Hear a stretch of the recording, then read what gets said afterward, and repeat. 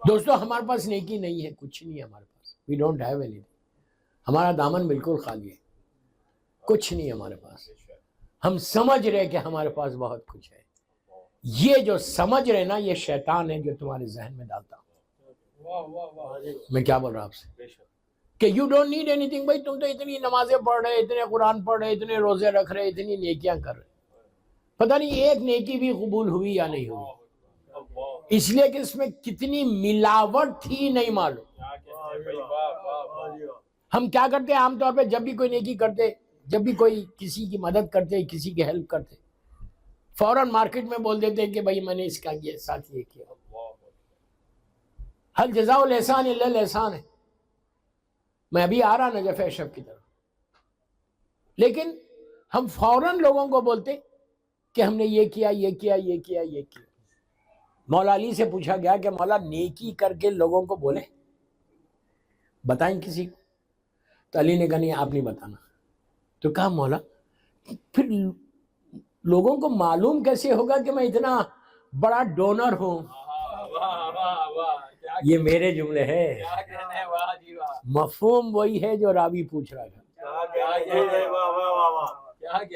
لیکن لوگوں کو معلوم کیسے ہوگا کہ میں نے اتنا کیا، اتنی نیکی کی، اتنی نیکی کی، اس کے ساتھ اس کو جاب دلوایا، اس کو بزنس کروایا، اس کے ساتھ یہ احسان کیا، یہ کیا. معلوم کیسے ہوگا؟ امام کا جملہ سنو. امام کہتے ہیں کہ تم کو بولنے کی ضرورت نہ ہو، جس پہ احسان کیا وہ بولے. نہیں سمجھے؟ ہم بولتے ہیں کوئی میری مدد کرا تو میں بولتا ہوں کہ اس نے میری مدد کی. کبھی نہیں کرنا. ہمیشہ اگر کوئی تمہارے ساتھ احسان کرتا ہے تو احسان کو مانو. شیعہ وہ ہے، شیعہ کبھی احسان فراموشی نہیں کرتا، کبھی احسان فراموشی نہیں کرتا، کبھی بھی نہیں کرنا. اگر تمہاری ساتھ تھوڑے بھی اس نے ہیلپ کی زندگی میں، ہمیشہ اس کے احسان کو مانو. اس لیے کہ یہ مت سمجھو کہ مانو گے تو تمہارا پوزیشن آؤٹ ہو. ہر آدمی ایک دوسرے کے ساتھ ہے، زندگی نہیں چلتی. ورنہ آپ نے اس کی مدد کی، کل آپ کی کوئی اور مدد کرے گا. تو ہمیشہ امام علی کے ان سینگز پہ اپنی زندگی کو گزارنے کی کوشش کرو. یاد رکھو نماز شب پڑھنے والا رزق کے آگے چلتا، رزق کے پیچھے نہیں چلتا. اگر خدا نہ خواستہ سڈنی میں کسی کو جاب کا پرابلم ہے، اگر کوئی خدا نہ خواستہ جاب کا، کبھی لے آف نہیں ہوگا آفس سے. شب نماز پڑھنے والا، شب نماز پڑھنے والا رزق کے آگے چلتے رہتا اور رزق اس کے پیچھے دوڑتا رہتا. کبھی وہ ایسا نہیں کرے گا. اور یہ بھی نہیں ہے کہ نماز شب کے لیے آپ صبح 4 بجے اٹھو. بہت اچھی بات ہے 4 بجے اٹھنا. اس کا بہترین وقت جو ہوتا وہ فجر سے پہلے کا ہے. لیکن اگر آپ نہیں اٹھ سکتے، آپ رات میں سڈنی میں 9 بجے سو جاتے تو 9 بجے پڑھ کے سو جاؤ. اب اس سے زیادہ آسان کیا بولوں؟ 10 بجے سوتے رات میں سڈنی میں تو 10 بجے پڑھ کے. لیکن یہ نہیں کر سکتے کہ مولانا نے کہا 9 بجے پڑھنا ہے تو 9 بجے پڑھیں گے، پھر 12 بجے تک ٹی وی دیکھیں گے. میں کیا بول رہا ہوں؟ آپ لوگ نہیں دیکھتے پھر بھی بول رہا ہوں. یہ نہیں کر سکتے. آپ کو میں ہمیشہ ایک جملہ بولتا ہوں، before you go to bed, 9 بجے بیڈ پہ جاتے 15 منٹ پہلے نماز پڑھو، چلے جاؤ بستر. معصوم کہتے ہیں، یہ عابد بلغامی کے جملے نہیں ہے، معصوم کہتے ہیں اگر کوئی شب نماز پڑھے اور یہ بولے کہ اس کو رزق کا پرابلم ہے تو وہ کاذب ہے، جھوٹا ہے. ہو ہی نہیں سکتا. گارنٹی لی ہے، گارنٹی لی ہے. تو میں یوتھ کو بتا، بڑے تو سبھی پڑھتے نماز. اور ایک بات بول دوں یہاں پہ، نماز شب اگر کسی کو اولاد نہیں ہو رہی، یہ تو دنیا میں بتایا یہ بات، اولاد نہیں ہو رہی تو نماز شب پڑھو. بیٹا چاہتے تو نماز شب پڑھو، بیٹی چاہتے تو نماز شب پڑھو. آپ بولیں گے شب نماز سے بیٹا اور بیٹی سے کیا مطلب؟ مولا علی علیہ السلام نے مولا عباس کو نماز شب میں مانگا تھا.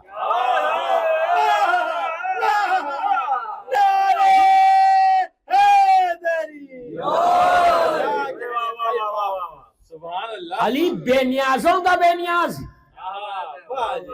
لیکن مولا نے شب نماز میں بیٹے کو مانگا تھا، مولا عباس کو مانگا تھا. اور مولا حسین نے بی بی سکینہ کو نماز شب میں مانگا تھا.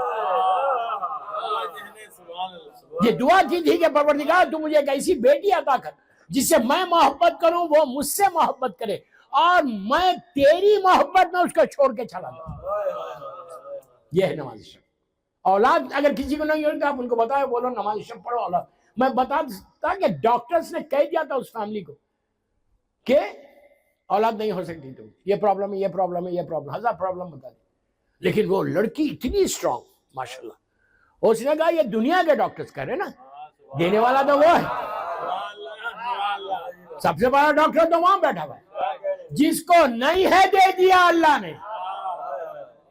جناب یحییٰ کا ذکر ہے قرآن میں، 70 سال کے 80 سال کے، ان کو دیا اللہ نے۔ اللہ قادر مطلق ہے، جس کو چاہے دے، who can stop him۔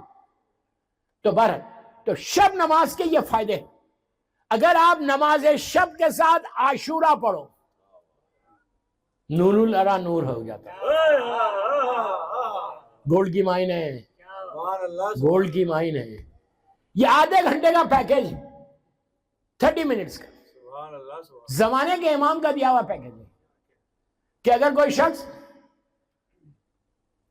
صلاۃ اللیل صلاۃ اللیل صلاۃ اللیل کہا آپ نے، پھر کہا عاشورہ عاشورہ عاشورہ، پھر کہا آپ نے جامعہ جامعہ جامعہ، یہ ساری چیزیں ڈیوائن پل جو ایپ ہے آپ کے ٹیلی فون پہ، اس پہ ہے۔ زیارت جامعہ صغیر چھوٹی والی 1 منٹ کی، جسٹ 1 منٹ کی زیارت ہے، 14 معصومین کی زیارت ہے۔ عاشورے کے فوراً بعد آپ زیارت جامعہ پڑھ لو، اس کے بعد دیکھو کہ سڈنی میں کیسا تم گرو کرو گے۔ اف ریئلی آپ ایسے گرو کریں گے کہ لوگ حیرت میں آ جائیں گے کہ یہ اتنا آگے کیسے بڑھ گیا۔ یہ وہ چیز ہے۔ دوستوں میں ہمیشہ بولتا ہوں کہ دوسروں کے پاس تو کچھ نہیں ہے، ہمارے پاس 14 ہے، ہمارے پاس تو 14 ہے، آپ کو کہیں جانے کی ضرورت ہی نہیں ہے۔ اور یہ چیز ہے، دیکھو ان کے ساتھ اگر کلوز بن کے رہو گے نا تو ہیئر اینڈ ہیئر آفٹر آپ کو فائدہ ہے، اس دنیا میں بھی آخرت میں۔ ہماری زندگی کا بھروسہ نہیں ہے، بہت شارٹ ہے سپین، بہت شارٹ ہے۔ مولا علی کے جملے کو یاد رکھو، مولا کا نہج البلاغہ میں ایک سرمن ہے موت کے اوپر اور دنیا کے اوپر۔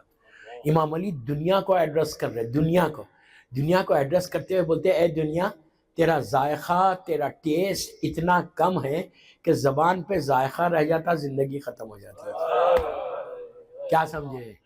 مثال کے طور پہ آپ نے کوئی لقمہ لیا، لے کے آپ نے زبان پہ رکھا، کتنی دیر رہتا اس کا ٹیسٹ؟ سیکنڈز۔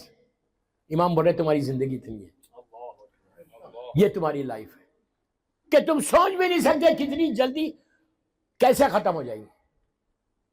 تو اس کے لیے یہ کام کر کے جاؤ۔ علامہ ہلی کا میں ذکر کر، میں کیا کروں، میرا ٹائم بھی تیزی سے نکل گیا، یا سڈنی کی گھڑیاں تیز چلتی، میں مجبور بھی ہوں۔